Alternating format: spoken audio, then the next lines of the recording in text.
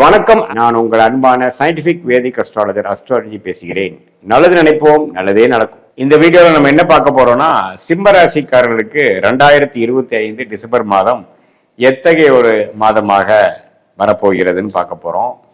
இந்த ஆண்டின் கடைசி மாதமாகிய டிசம்பர் மாதம் சிம்ம ராசிக்காரர்களுக்கு எத்தகைய ஒரு தாக்கத்துடன் இந்த ஆண்டை முடிவு செய்ய போகிறது, முடிவு பண்ணி உங்களுக்கு கொடுக்க போகிறதுன்னு பார்க்க போறோம். எதுமாற பலாபலன்கள் இருக்கு, எதுமாற கிரகத்தின் அமைப்புகள் மூலமாக எதுமாற தசைகள், எதுமாற திசையில நம்மளுடைய வாழ்க்கை பயணம் மாறப்போகிறது, எந்த மாதிரி சம்பவங்கள் எதிர்பார்க்கலாம் அப்படிங்கிறத சயின்டிபிக் வேதிக் அஸ்ட்ராலஜி முறையில எந்த விதத்திலும் மிகைப்படுத்தாமல், பரிகாரங்கள் அது மாதிரி மூடநம்பிக்கையில போகாமல் உள்ளது உள்ளவாறு நம்மளுடைய கிரகத்தின் அமைப்பு எப்படி இருக்கு, இது மாதிரி தாக்கங்கள் எது மாதிரி விஷயங்கள் கொடுக்கும் அப்படிங்கிறத நாம ஒளி தத்துவம் மூலமாக அறிவியல் சார்ந்த விஷயமாக சயின்டிபிக் வேதிக் அஸ்ட்ராலஜி முறையில மிகைப்படுத்தாமல் துல்லியமாக பார்க்க போறோம். இப்ப பாருங்க, சிம்மராசிக்காரர்களுக்கு கடந்த 2025 ஏப்ரல் மாதத்திலிருந்து 27 மார்ச் வரைக்குமே பாத்தீங்கன்னா அஷ்டம சனி தாக்கம் நடந்து கொண்டிருக்கிறது. மக நட்சத்திரம், பூர நட்சத்திரம், உத்தர நட்சத்திரம் முதல் பாதக்காரங்களா பாதிக்கப்பட போறாங்க. அதுல குறிப்பா மக நட்சத்திரக்காரங்க இப்ப பாதிக்கிறாங்க. அடுத்த வருஷம் பாத்தீங்கன்னா பூர நட்சத்திரக்காரங்க அஷ்டம சனி தாக்கங்கள் கொஞ்சம் அதிகமா இருக்கும். கடைசியில பாத்தீங்கன்னா உத்தர நட்சத்திரம் முதல் பாதக்காரங்களும் 2026 கடைசியில அந்த அமைப்புகள் பாதிப்புக்கு வரும். சரி, இப்படி இருக்கும் பொழுது இப்ப டிசம்பர் மாதம் பிறக்கிறப்ப எப்படி இருக்குன்னா, உச்ச குரு 12ஆம் இடத்துக்கு 4ஆம் இடத்தில் இருக்கக்கூடிய செவ்வாய், சுக்கிரன், சூரியனை பார்க்கும் பொழுது 4ஆம் இடம் வலுப்பெறுகிறது. ஸோ இதனால என்னன்னா, ஒரு கடன் வாங்கி இடம் வாங்குறது, கடன் வாங்கி வீடு வாங்குறது, டாப் அப் லோன், ஒரு பழைய வண்டி கொடுத்து புது வண்டி வாங்குறது, தொழில் மேன்மை பெறுவது, தாயார் மூலமாக சில பெனிஃபிட்ஸ் வர்றது, அது மாதிரி சில இடம், வீடு, வண்டி, வாகனம், நிலம், இது மாதிரி அசையும் மசா சொத்து, தொழில் சம்பந்தப்பட்ட விஷயங்கள், வண்டி, வாகனம், இது எல்லாமே பார்த்தீங்கன்னா ஓரளவுக்கு ஸ்திரத்தன்மையோட நல்ல டெவலப்மெண்ட் ஆகிற மாதிரியும், ஒரு விஷயங்கள் பெறுவது மாதிரியும், வாங்குற மாதிரியும் அமைப்புகள் கட்டாயம் சிம்மராசிக்காரர்களுக்கு முதல் 2 வாரம் டிசம்பர் மாதம் உண்டு. 3rd and 4th வீக் பார்த்தீங்கன்னா குருவின் பார்வை விலகிறப்ப அதோட தன்மை குறைகிறது. அதே சமயத்துல புதன்கிற கிரகம் நல்லா 3ஆம் இடத்துல நட்பு வீட்டுல சுக்கிரனோட வீட்டுல இருக்கும் பொழுது நல்ல ஒரு புத்திசாலித்தனம், புத்தி கூர்மை வேலை செய்யக்கூடிய அமைப்பு. குறிப்பா மாணவர்கள் பார்த்தீங்கன்னா சிம்மராசிக்காரர்கள் இதுவரை கொஞ்சம் கான்சென்ட்ரேஷன் இஷ்யூஸ்னால பாதிக்கப்பட்டவங்களுக்கு கொஞ்சம் ஃபோக்கஸ்டா படிக்கக்கூடிய விஷயங்கள், அடுத்தது என்ன பண்ணலாங்கிறதுல ஒரு கிளாரிட்டி, காம்படிட்டிவ் எக்ஸாம்ஸ் ப்ரிப்பேர் பண்றதுக்கு வேணுங்கிற உத்வேகம் பெறக்கூடிய அமைப்பு, என்ன ஹையர் ஸ்டடீஸ் பண்ணலாம் என்னங்கிறது ஒண்ணுமே தெரியாம பிளாங்கா இருக்கிறவங்களுக்குலாம் ஒரு ஐடியா கிடைக்கிறது. அது மாதிரி ஒரு நல்ல அமைப்பை கொடுக்கக்கூடிய புதன் நல்ல அமைப்புல இருக்கிறார். அதே சமயத்துல சுக்கிரன், செவ்வாய், சூரியன் எல்லாம் சேர்ந்து குருவின் பார்வையில வரும் பொழுது ரியல் எஸ்டேட் துறையில இருக்கிறவங்க, கேட்டரிங் துறையில இருக்கிறவங்க, மெடிக்கல் துறையில இருக்கிறவங்க, ஸ்போர்ட்ஸ் ரிலேட்டடான விஷயத்துல இருக்கிறவங்களுக்குலாம் நல்ல முன்னேற்றங்கள் எதிர்பார்க்கக்கூடிய ஒரு அற்புதமான மாதமாக உங்களுக்கு டிசம்பர் 2025 சிம்மராசிக்காரர்களுக்கு இருக்கு. அதே மாதிரி மெயினா பாத்தீங்கன்னா, ஒரு வீடு கட்டலாமா, எப்ப கட்டலாம் நினைச்சிட்டு இருக்கிறவங்களுக்குலாம் இப்ப வீடு கட்ட ஸ்டார்ட் பண்ணக்கூடிய ஒரு டைமா இருக்கு.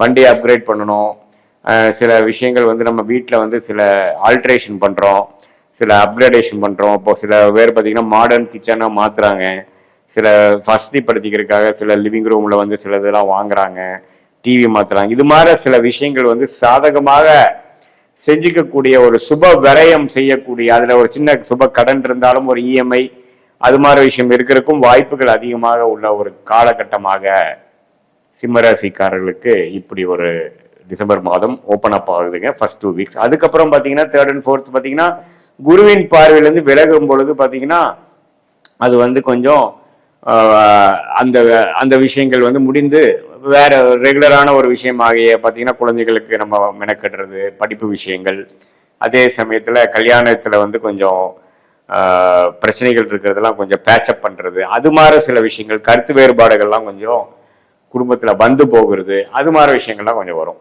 மற்றபடி பாத்தீங்கன்னா உங்களுக்கு ராஜயோகாதிபதியாகிய செவ்வாயே ஆட்சி பெற்று குருவின் பார்வை பெறும் பொழுது ஓரளவுக்கு யோகத்தை கொடுக்கக்கூடிய, தொழில் மேன்மையை கொடுக்கக்கூடிய ஒரு அற்புதமான ஒரு மாதமாக இந்த டிசம்பர் 2025 கட்டாயம் சிம்மராசிக்காரர்களுக்கு. என்னதான் இந்த அஷ்டம சனி தாக்கங்களால் பாதிக்கப்பட்ட இந்த சிம்மராசிக்காரர்கள் அதிக அலைச்சல், அதிக வேலை பளு, ஒரு உறவுகள்ல மேன்மை இல்லாத ஒரு சூழ்நிலை, மார்க்கெட்டிங் துறையில் இருக்கிறவங்களுக்கு பார்த்தீங்கன்னா ப்ரெஷர் கொஞ்சம் அதிகம், சேல்ஸ் டார்கெட் அச்சீவ் பண்ண முடியாத இருக்கிறவங்க, வேற டெக்னிக்கல் துறையில் இருக்கிறவங்க பார்த்தீங்கன்னா அந்த டீமில் வந்து ஒரு கோஆர்டினேஷன் இல்லாமல் ஒரு சில விஷயங்கள் நல்லா இல்லை, கம்ஃபர்டபுளாக இல்லைங்கிற மாதிரி ஒரு அமைப்பு. அதே மாதிரி சில பேர் வந்து ஃபேமிலியை விட்டுட்டு வெளிநாடு போய் வெளிமாநிலம் போய் ட்ராவல் பண்ணிட்டு ஃபேமிலியோட டைம் ஸ்பெண்ட் பண்ண முடியாத மாதிரி ஒரு சூழ்நிலை. இதே மாதிரி குழந்தைகளுக்கு பார்த்தீங்கன்னா ஜுரம் வர்றது, அடிக்கடி உடம்பு உபாதைகள் ஆகிறது, படிப்புல வந்து ஸ்திரத்தன்மையா இல்லாமல் இருக்கிறதுங்கிறதெல்லாம் கொஞ்சம் கொடுக்கும். ஸோ அஷ்டம சனி வந்து இது மாதிரி விஷயங்கள் கொடுக்கக்கூடிய அமைப்புல இந்த டிசம்பர் மாதம் கொஞ்சம் ஒரு முதல் 2 வாரம் வந்து ஓரளவுக்கு நல்ல விஷயங்கள் நடக்கக்கூடிய ஒரு அற்புதமான ஒரு மாதமாக சிம்மராசிக்காரருக்கு டிசம்பர் 2025 வருதுங்க. இது வந்து ஒரு பொதுவான பலனை தவிர உங்களுடைய பிறந்த தேதி, பிறந்த நேரம், பிறந்த ஊர் வைத்து ஒரு ஜாதகத்தை போட்டு என்ன நேரத்துல பிறந்தீங்களோ அந்த லக்னத்தை எடுத்து எந்த லக்னத்துல பிறந்தீங்களோ அதை பொறுத்து என்ன தசாபுக்திகள், யோகமான தசாபுக்திகள் நடந்து கொண்டிருக்கிறதா, சுமாரான தசாபுக்திகள் நடந்து கொண்டிருக்கிறதா, எது மாதிரி விஷயங்கள் இந்த தசைகள் கொடுக்கும். தசையை டிவைட் பண்ணா புக்தி, புக்தியை டிவைட் பண்ணா அந்தரம், அந்தரத்தை டிவைட் பண்ணா சூக்ஷமம். இந்த அளவுக்கு நம்ம வந்து பார்க்கக்கூடிய அமைப்பு இருக்கு. இது வந்து இந்த தசாபுக்திகளும் உங்களோட ஜென்ம ஜாதகத்தை வச்சு பார்த்து நம்ம இப்போ பேசின கோச்சார அமைப்பும் சேர்த்து வைத்து பார்க்கும் பொழுது உண்மையே துல்லியமான பலன்கள், உங்களுடைய கர்மா எப்படி செயல்பட போகிறது, அடுத்த வரக்கூடிய 3 மாதம், 6 மாதம், 1 வருடம் எப்படி இருக்கு, எது மாதிரி டைரக்ஷன்ல வந்து உங்களோட லைஃப் திரும்ப போடியது, எந்த மாதிரி கர்மா, எந்த மாதிரி பிராப்தங்கள் உங்களுக்கு காத்து கொண்டிருக்கிறது, எது வந்து உங்களுக்கு சரி வராது, எது சரி, எந்த நேரத்துல எது செய்யலாம் அப்படிங்கிற மாதிரி விஷயங்கள்லாம் நம்ம சயின்டிபிக் வேதிக் அஸ்ட்ராலஜி முறையில அறிவியல் சார்ந்த ஜோதிட விஷயத்தை நம்ம ஆராய்ந்து உங்களுக்கு நீங்க அதை பார்க்கும் பொழுது அது மூலமாக உங்களுக்கு வந்து கிளாரிட்டி பெற்று இந்த மாதிரி ஒரு விஷயங்கள் தான் நமக்கு கரெக்ட் அப்படிங்கிறத நம்ம சூஸ் பண்ணி தேவையற்ற சமய விரயங்கள், பண விரயங்களை வந்து நம்ம தவிர்த்து நம்ம வந்து நம்ம கரெக்டான ஒரு டெசிஷன் எடுத்து போனோம்னா எதிர்நீச்சல் போடாமல் வாழ்க்கையில் எளிதில் வெற்றி பெறலாம்.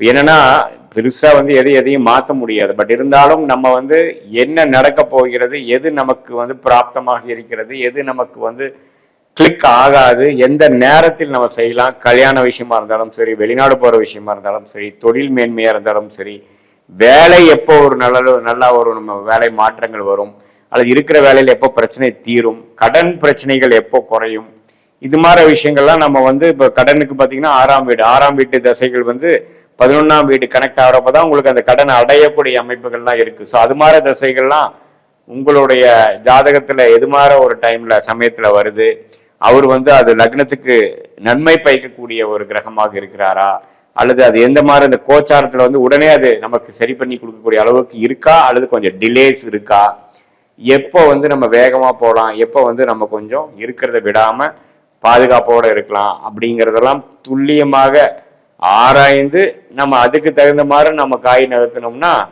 நம்ம முதல்ல சொன்ன மாதிரி நிறைய நம்ம வந்து ஒரு 60-70 வருஷம் ஆயுசு நல்லா இருக்கும் பொழுது 80 இயர்ஸ் மேக்சிமம் நம்ம வாழக்கூடிய தகுதி இருக்கு.